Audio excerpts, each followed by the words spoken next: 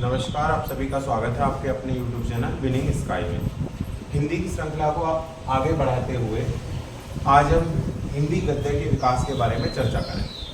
अब तक हमने पिछली वीडियो में हिंदी भाषा की उत्पत्ति और विकास, हिंदी की प्रमुख बोलियां, किस किस अपभ्रंश से किस बोली की उत्पत्ति हुई, कितनी अपभ्रंश हैं, इसके बारे में जाना।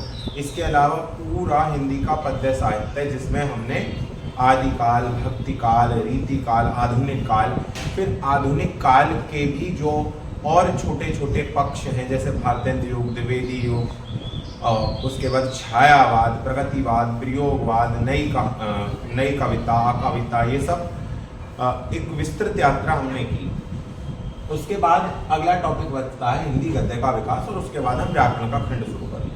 अगर मैं हिंदी गद्य के विकास की बात करूं तो इसके अंतर्गत हम उपन्यास, कहानी, नाटक, संस्मरण, यात्रा वृत्तांत और आत्मकथा, ये सब हम पढ़ेंगे। प्रमुख कवियों के बारे, लेखकों के बारे में जानेंगे। तो कवियों वाला पोर्शन हमारा खत्म हो जाता है, लेखकों वाला पोर्शन स्टार्ट हो जाता है, यानी प्रोज खंड। गद्य जो लिखते हैं उन्हें बोलते हैं लेखक, और पद्य यानी पोइट्री, कविता जो लिखते हैं उन्हें बोलते हैं हम कवि। कुछ ऐसे महानुभाव भी हैं जो कवि भी हैं और लेखक भी हैं, जैसे महादेवी वर्मा, जयशंकर प्रसाद, निराला, तो उनको हम कवियों लेखकों दोनों की श्रेणी में देखेंगे। अब ये नागार्जुन। तो हिंदी गद्य के विकास की अगर बात करें तो खड़ी बोली जो आज खड़ी बोली हिंदी आज देश की प्रशासनिक राजभाषा के रूप में प्रयोग की जाती है, जो हिंदी है। तो उसके पीछे का कारण क्या रहा, पृष्ठभूमि क्या रही? देखिए, 1757 में प्लासी का युद्ध हुआ और उसके बाद बक्सर का युद्ध हुआ। बक्सर के बाद बंगाल, बिहार और उड़ीसा की दीवानी अंग्रेजों के हाथ में आ गई, यानी एक मजबूत सत्ता स्थापित हुई और कलकत्ता को राजधानी बनाया गया, जहां पर अंग्रेजों को हिंदी पढ़ाने के लिए, ताकि वो कम्युनिकेट कर सकें, अंग्रेजों को हिंदी पढ़ाने के लिए 1800 ईस्वी में फोर्ट विलियम कॉलेज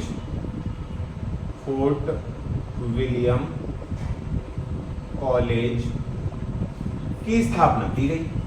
किसने की थी? वेलेज़ली ने। तो वेलेज़ली ने 1800 ईस्वी में फोर्ट विलियम कॉलेज की स्थापना। अब फोर्ट विलियम कॉलेज में 2 हिंदी के प्रोफेसर नियुक्त हुए। एक का नाम था सदल मिश्र और एक का नाम था लल्लू लाल। तो 1800 ईस्वी में फोर्ट विलियम कॉलेज की स्थापना की मैक्सिम वेलेज़ली ने, और इसमें 2 प्रोफेसर, अंग्रेजों को हिंदी पढ़ाने के लिए 2 व्यक्ति नियुक्त किए गए, सदल मिश्र और लल्लू लाल। 2 और हैं जिन 4 व्यक्तियों को हिंदी खड़ी बोली के योगदान या गद्य के विकास में महत्वपूर्ण माना जाता है, ईसा अल्लाह खां और सदासुख लाल, और 2 ये सदल मिश्र और लल्लू लाल। 4 ये लोग हैं जिनको गद्य के विकास में योगदान के लिए महत्वपूर्ण जाना जाता है। स्टार्टिंग इन 4 लोगों ने की। इनकी रचनाएं भी हैं। आगे जब पहली कहानी पे चर्चा चलती है तो रानीखेत की कहानी जो ईसा अल्लाह खां ने लिखी थी। तो ये फैक्ट आप जान लीजिए। 1800 ईस्वी में फोर्ट विलियम कॉलेज की स्थापना कहाँ हुई? कलकत्ता, वर्तमान कलकत्ता में हुई, और सदल मिश्र और लल्लू लाल वहां शिक्षक नियुक्त हुए। चलिए इन 4 को लिखते हैं और इनकी एक एक रचनाएं भी लिख लेते हैं। लिखिए, मुंशी सदासुख लाल, पहले इस व्यक्ति के बारे में लिखिए। मुंशी सदासुख लाल, जिन्हें नियाज भी कहा जाता है। नियाज, मुंशी सदासुख लाल नियाज, जिन्होंने क्या लिखा? अब ये उर्दू मिश्रित हिंदी बोलते थे। क्या बोलते थे? उर्दू मिश्रित हिंदी। सुख सागर इनकी रचना का नाम है, सुख सागर। सदासुख तो सुख सागर, सुख, यहां भी सुख और रचना में भी सुख। तो सदासुख लाल सुख सागर खड़ी बोली की रचना है। अगले हैं ईसा अल्लाह खां। ईसा अल्लाह खां, इनकी रचना है रानी केतकी की कहानी। जब हिंदी कहानी पढ़ेंगे तो फिर से इसका जिक्र। रानी केतकी की कहानी से बोलते हैं उदयभान चरित। उदयभान चरित, रानी केतकी की कहानी या उदयभान चरित। लल्लू लाल ने बहुत सारा साहित्य लिखा। लल्लू लाल, जिसमें प्रेम सागर, सिंहासन 32, ये वो उसकी कहानी है, राजा विक्रम और बैताल, इसमें 32 कहानियां। सिंहासन 32, दांत वाली 32 नहीं, सिंहासन 32, बैताल 25, शकुंतला नाटक, बहुत सारी रचनाएं, आप ज्यादा मत याद करिए। अगले कौन थे? मुंशी सदाशिवलाल, ईसा अल्लाह खान, लल्लू लाल, और अगले हुए हमारे सदल मिश्र। कौन हुए? सदल मिश्र। बरसात के बाद जो ह्यूमिडिटी हवा में आ जाती है और फिर उसके बाद धूप निकलती है तो ह्यूमिड वाला चिपचिपा मौसम स्टार्ट होता है। ज्योग्राफी में आपको पढ़ा है। सदल मिश्र की रचना है नासिकेतोपाख्यान।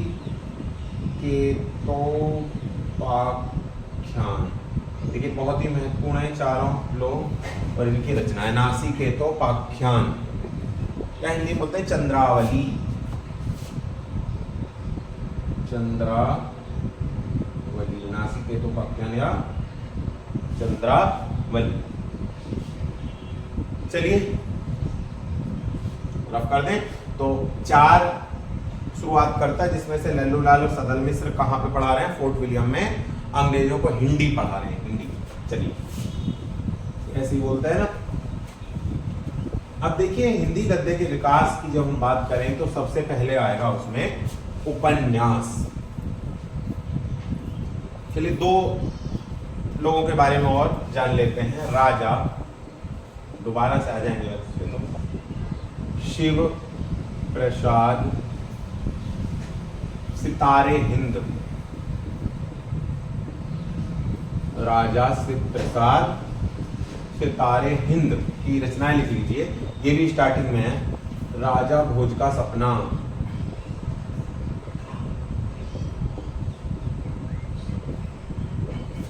राजा भोज का सपना, इतिहास तिमिर नाशक, इतिहास तिमिर नाशक, राजा भोज का सपना, इतिहास तिमिर नाशक, भूगोल हस्तमालक या भूगोल हस्तमाल, भूगोल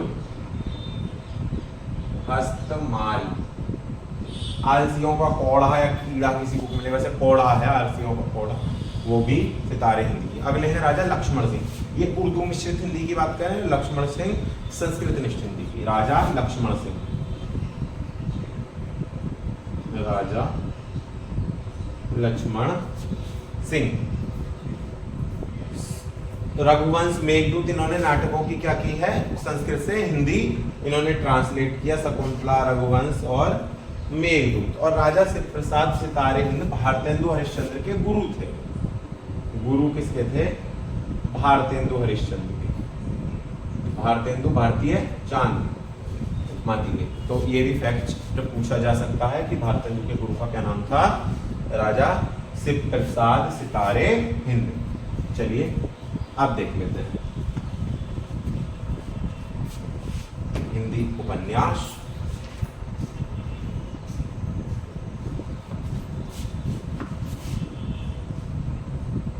हिंदी उपन्यास, इसमें सन वगैरह पुलिस में नहीं पूछे जाते, कोई याद करने की जरूरत आपको नहीं। हिंदी उपन्यास की बात करें कि उपन्यास की उत्पत्ति और उद्भव कैसे हुआ, तो इसके विषय में कि जब आज़ादी प्राप्त करने की बात आई, आज़ादी से पहले एक शहरी मध्यम वर्ग का उदय हुआ। जब अंग्रेजों ने इंडस्ट्रियलाइजेशन शुरू किया और शहरी मध्यम वर्ग में क्या हुआ कि जो महिलाएं हैं, जो बाजार से कोई छोटा इंजीनियर है, सुपरवाइजर है, जो गांव से शहर आकर रहना शुरू किया है, तो जो ग्रामीण महिला है, थोड़ी पढ़ी लिखी हैं, वो शहर में आई हैं, लेकिन उनके लिए भी काम तो है नहीं। पति सुबह ऑफिस चला जाता है, पूरा दिन उनके लिए खाली होता है। गांव देहात में लोग एक दूसरे के पास बैठकर समय व्यतीत कर लेते हैं, लेकिन शहरों का एक कल्चर परिवेश नहीं था। तो उस समय समाज में एक ऐसी मांग आई, ऐसी एक गैप क्रिएट हुआ कि भाई कुछ ऐसा चाहिए जिससे मनोरंजन किया जा सके। सिनेमा ये सब इतने विकसित नहीं थे और गरीबों की तो या मध्यम वर्ग की पहुंच से बाहर थे, तो कहानी ऐसी होती थी बहुत जल्दी खत्म हो जाती थी। उपन्यास मतलब पास, न्यास मतलब थाती। तो ऐसी रचना कोई चाहिए जो सामाजिक जीवन के अत्यंत निकट हो, जो एक बड़ी रचना हो जिसे पढ़ने में थोड़ा समय लगे और गृहिणियां उस पर समय व्यतीत कर सके। तो हिंदी उपन्यास की उत्पत्ति यहाँ से मानते हैं। हिंदी उपन्यास का विभाजन हम प्रेमचंद पूर्व युग, प्रेमचंद युग और प्रेमचंद पश्चात युग, 3 युगों में उनको पढ़ते हैं। तो पहले बात कर लेते हैं प्रेमचंद पूर्व युग। प्रेमचंद को उपन्यास सम्राट कहा जाता है। प्रेमचंद पूर्व मतलब प्रेमचंद से पहले के युग में कैसे उपन्यास लिखे जा रहे थे। तो प्रेमचंद पूर्व युग जो है उसमें उपन्यास थे तिलस्मी और अय्यारी, मतलब जादू टोना जासूसी उपन्यास ये सब थे। यानी उपन्यास सामाजिक पृष्ठभूमि से बहुत दूर था। ऐतिहासिक उपन्यास होंगे, जादुओं से भरे होंगे उपन्यास और जासूसी उपन्यास होंगे जो रेलवे प्लेटफॉर्म पर मिलते हैं, जिनमें कोई गहराई नहीं है और जो समाज से दूर है। इसमें किन किन का नाम आता है? पंडित गौरी दत्त, पंडित गौरी दत्त। पंडित गौरी दत्त की एक रचना देवरानी जेठानी की कहानी, देवरानी जेठानी की कहानी। अगले आए श्रद्धाराम फिल्लौरी,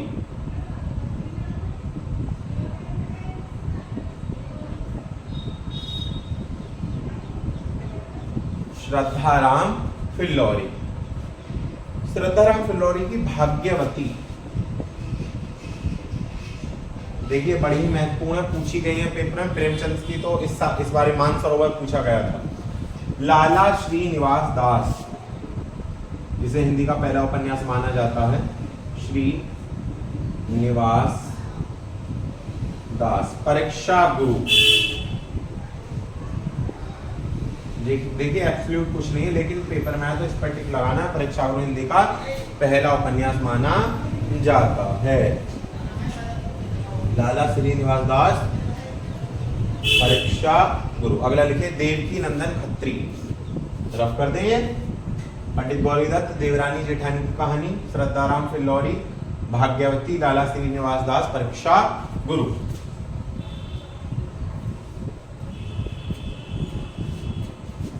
चलिए अगला लिखिए देवकी नंदन खत्री। एक बड़ा पहले सीरियल आता था,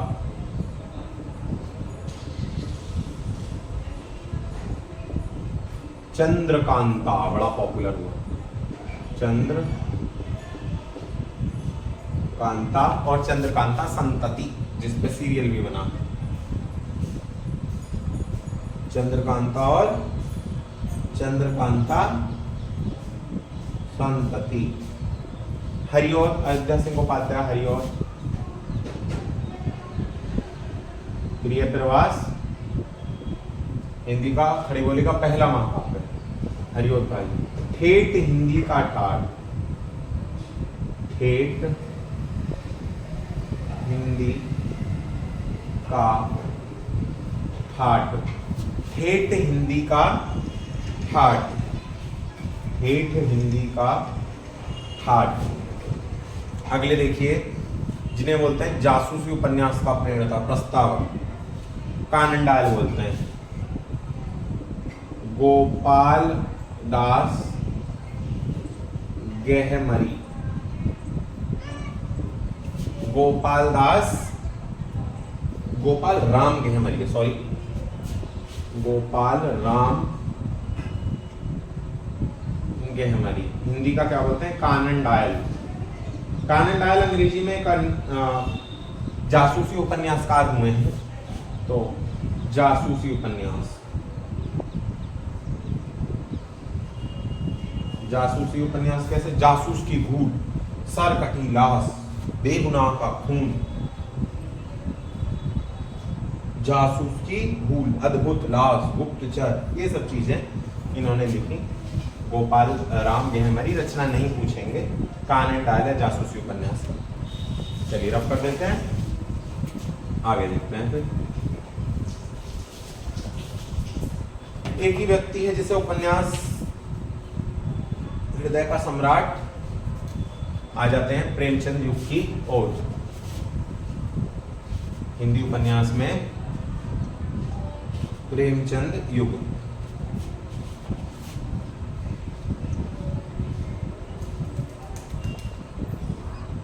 उन्नीस सौ 1980 के करीब से इन्होंने लिखना शुरू किया। 1936 में अधूरा उपन्यास मंगलसूत्र इनका था। पहले उर्दू में लिखते थे और फिर उसका हिंदी ट्रांसलेट करते थे। तो प्रेमचंद का मूल नाम था धनपत राय।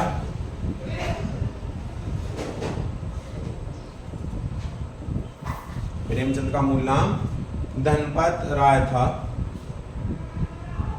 अब धनपत राय को प्रेमचंद नाम दिया जमाना पत्रिका के संपादक ने। इतना डीप नहीं पूछेगा, लेकिन ये पूछ लेगा कि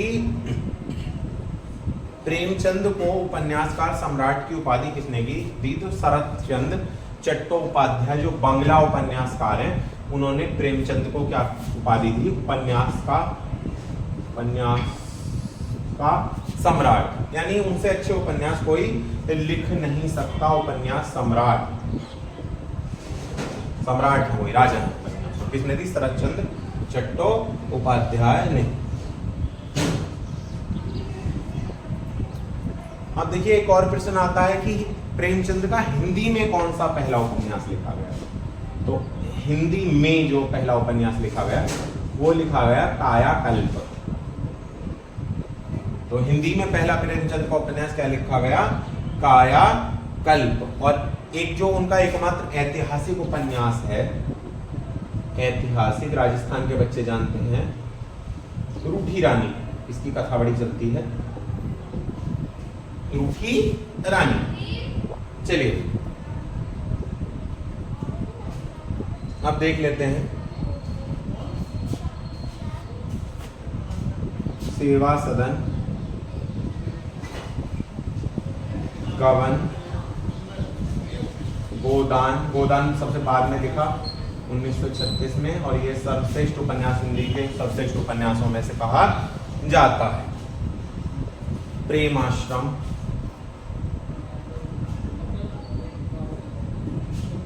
रंगभूमि,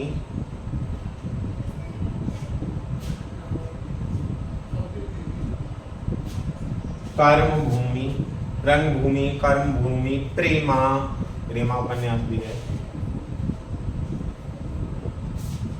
ये सारे प्रेमचंद के उपन्यास है। और अधूरा, वरदान भी अधूरा उपन्यास है।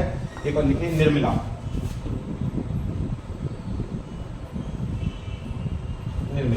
अधूरा उपन्यास इनका कहा जाता है मंगल सूत्र। अधूरा उपन्यास मंगल सूत्र। इसे पूरा नहीं कर पाए, इनकी मृत्यु हो गई। प्रेमचंद, चलिए क्वेश्चन का जवाब दीजिएगा कमेंट में। प्रेमचंद किस ईस्वी में प्रगतिशील लेखक संघ के अध्यक्ष चुने गए थे? और यह लेखक संघ की पहली बैठक कहाँ आयोजित हुई थी? अच्छा प्रश्न, बता रखा है। चलिए, तो धनपत राय मूल नाम था। उपन्यासकार सम्राट शरत चंद्र चट्टोपाध्याय ने कहा। हिंदी में पहला उपन्यास कायाकल्प लिखा। पहला एकमात्र ऐतिहासिक उपन्यास रूठी रानी। बाकी उपन्यास जो सेवा सदन, गबन, गोदान, प्रेमाश्रम, रंगभूमि, कर्मभूमि, प्रेमा, निर्मला, वरदान और मंगलसूत्र अधूरा उपन्यास है। अब एक एक उपन्यासकार को लिखेंगे और जो उनके महत्वपूर्ण उपन्यास होंगे उनको देख लेंगे। चतुरसेन शास्त्री ऐतिहासिक उपन्यास लिखे हैं। चतुरसेन शास्त्री, चतुरसेन शास्त्री। चतुरसेन शास्त्री का महत्वपूर्ण उपन्यास है वैशाली की नगर वधू। वैशाली की नगर वधू। बोर्ड पे परछाई आ रही क्या? देखिए अब ठीक है ना। चलिए, वैशाली की नगर वधू, मंदिर की नर्तकी,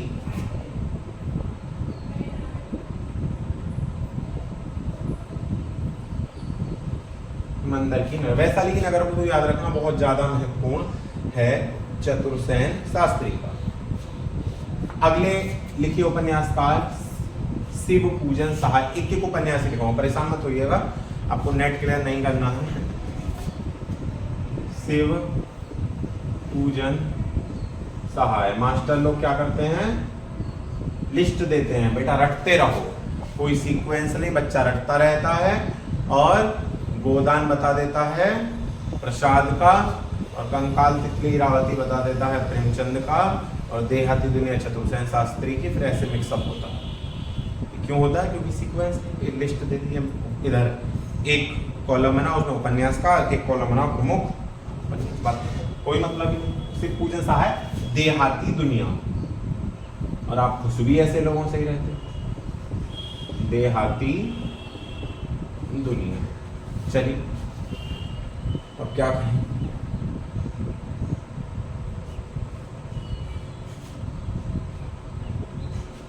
प्रसाद।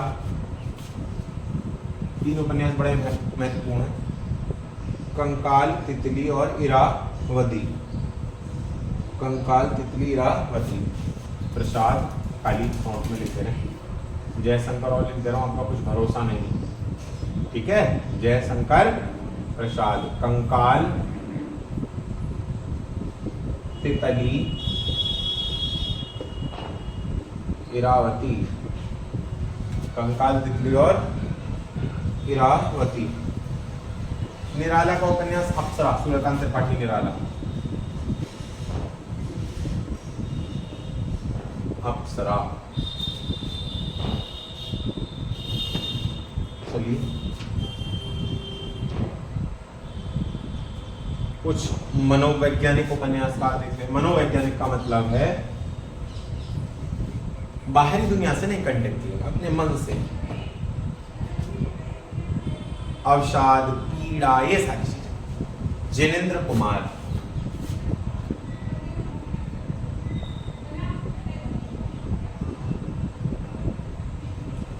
जिनेंद्र कुमार। ओहो मतलब जिनेंद्र, जिनेंद्र यशोवर्मन। जिनेंद्र कुमार। चलिए देखते हैं दो तीन उपन्यास। सुनीता, त्यागपत्र और परख। सुनीता, त्यागपत्र और परख। जिनेंद्र कुमार, सुनीता, त्यागपत्र और परख। अगला इलाचंद्र जोशी। इलाचंद्र जोशी। इलाचंद्र जोशी। जीप पर सवार इल्लियां। जीप पर सवार इल्लियां। लड़कियां थी क्या? जीप पर सवार इल्लियां। जहाज का पंछी है, वो लिख लीजिए।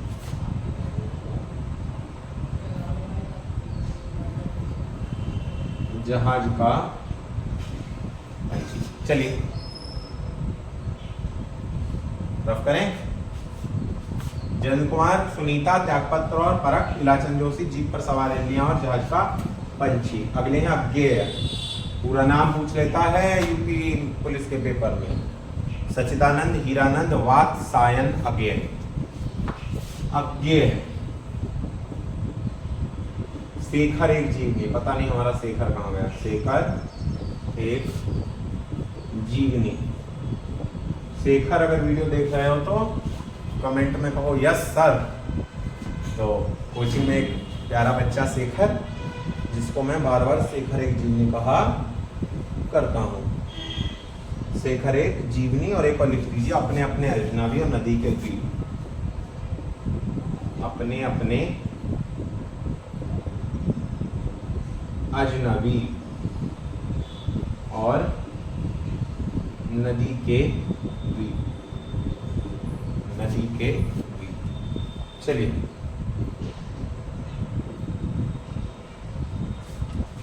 और देखते हैं अमृतलाल नागरे, अगले व्यक्ति।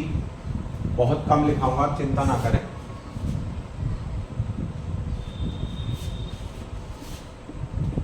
अमृतलाल नागर,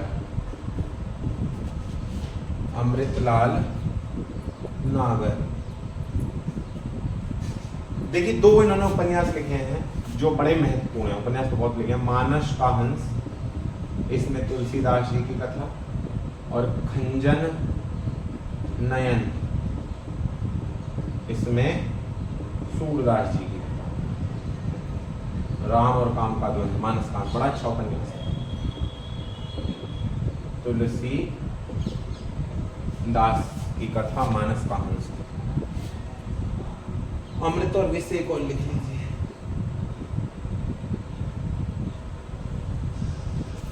अमृत और विष,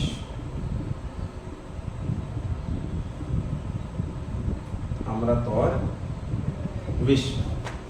भीष्म साहनी,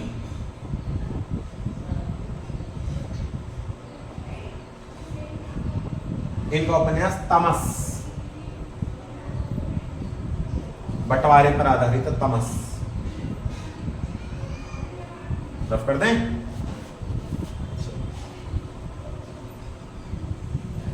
अगला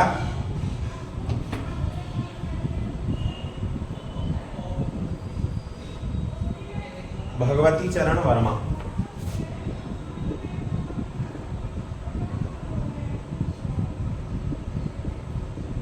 चित्रलेखा, बड़ा अच्छा उपन्यास है। चित्रलेखा ऐसा मतलब है कि सही और गलत क्या है। जो किसी के लिए सही है वो दूसरे के लिए गलत हो सकता है, जो किसी के लिए गलत है वो दूसरे के लिए सही हो सकता है। यानी राइट और रॉन्ग की परिभाषा एब्सोल्यूट नहीं है। Nothing is right and nothing is wrong. कुछ भी सही नहीं है और कुछ भी गलत नहीं है। जरूरी है कुछ देश काल वातावरण में जो सही हो सकता है, दूसरे परिप्रेक्ष्य में वो गलत हो सकता है। तो इस पर है अच्छा उपन्यास। आगे देखते हैं वृंदावन लाल वर्मा,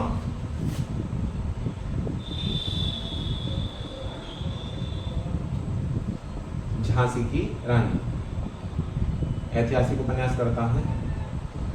झांसी की रानी, गुड़वाना की रानी, रानी अवंतीबाई, बहुत सारे उपन्यास इन्होंने लिखे हैं। रानी अहिल्याबाई, रामगढ़ की रानी, महारानी दुर्गावती, ऐसे सब उपन्यास वृंदावन लाल वर्मा ने लिखे हैं। अगला हजारी प्रसाद द्विवेदी, इनके सारे लिखने पड़ेंगे। आचार्य शुक्ल के सौतेले वाले, सॉरी, आचार्य शुक्ल के विरोधी रहे हैं वो। अगर अ कहते थे बा कहते थे। हजारी प्रसाद, सॉरी आचार्य, सम्मान दीजिए भाई। आचार्य हजारी प्रसाद द्विवेदी जी, आचार्य हजारी प्रसाद द्विवेदी। चलिए, बाण भट्ट की आत्मकथा,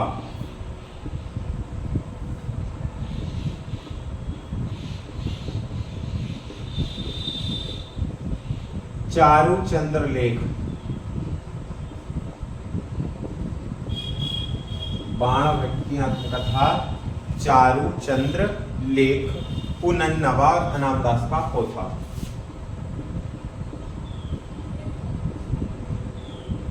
पूछे गए हैं भाई, अनामदास का पोथा। जब टेस्ट लगाओगे तब समझ में आएगा। बाण भट्ट की आत्मकथा, चारु चंद्र लेख, पुनन्नवा और अनामदास का पोथा। चलिए,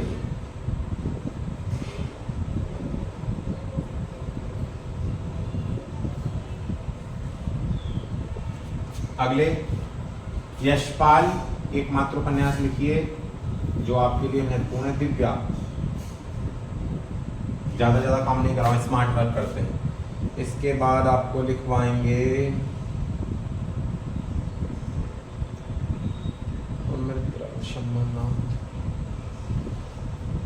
चलिए, इसके बाद नागार्जुन। रफ कर दें। चलिए, बहुत सारा कंटेंट है आपके लिए, सेपरेट करना होता है। नागार्जुन, रतिनाथ की चाची,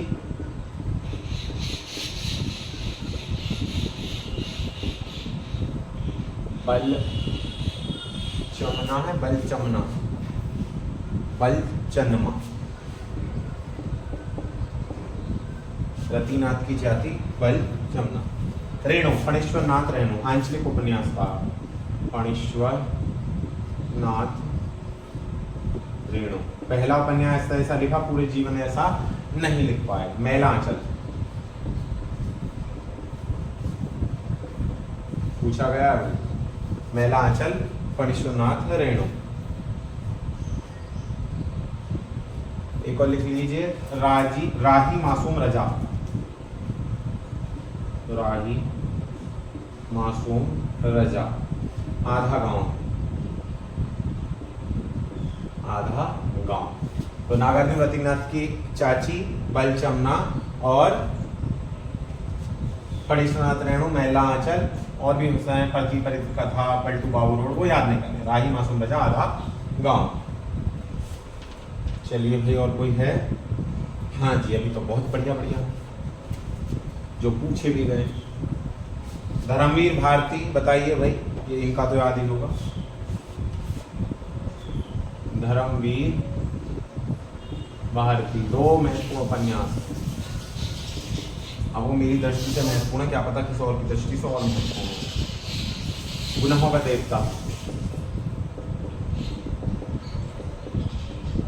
इसे हर जवान लड़के लड़की को पढ़ना चाहिए।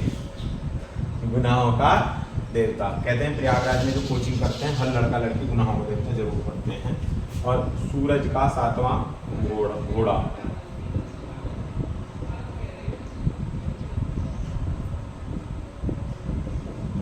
सूरज का 7वां घोड़ा।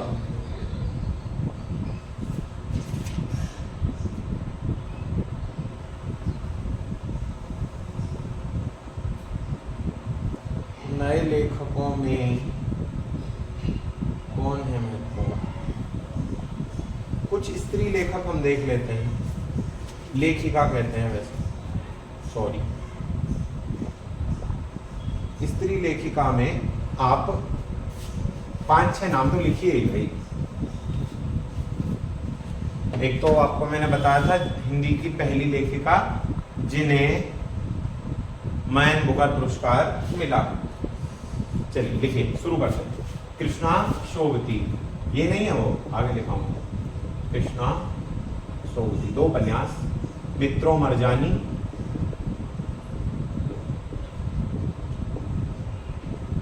और जिंदगी नामा। मित्रों मरजानी और जिंदगी नामा। मनु भंडारी, मनु भंडारी, महाभोज और आपका बंटी। बहुत ही बेहतरीन उपन्यास हैं दोनों, महाभोज और आपका बंटी। अब मृदुला गर्ग,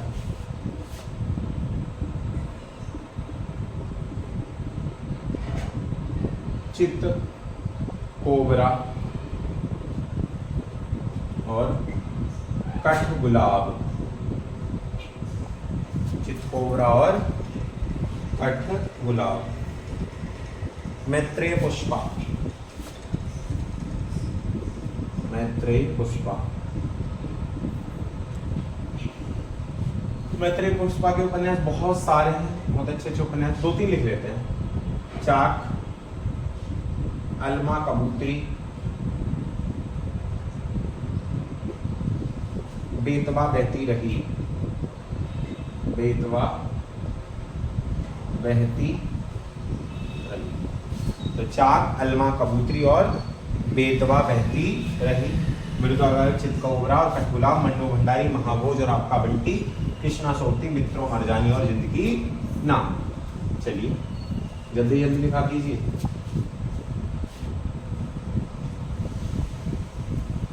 जिन्हें मैन बुकर पुरस्कार मिला उनका नाम है गीतांजलि श्री। गीतांजलि श्री, इनका उपन्यास था रेत समाधि।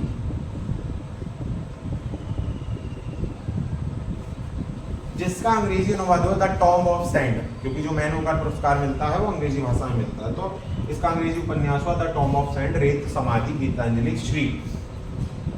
गर्मी बहुत है यार।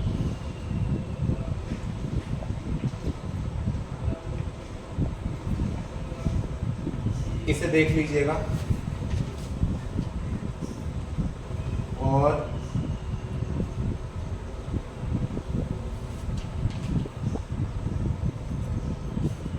उपन्यासकार और महत्वपूर्ण उपन्यासकार आपके लिए महत्वपूर्ण नहीं है। चलिए भाई, तो हिंदी उपन्यास जितने भी महत्वपूर्ण थे वो आपके लिखा दिए गए। बुकों में बहुत सारे दिए हुए हैं, लेकिन स्मार्ट वर्क कीजिए, इससे बाहर नहीं आएगा।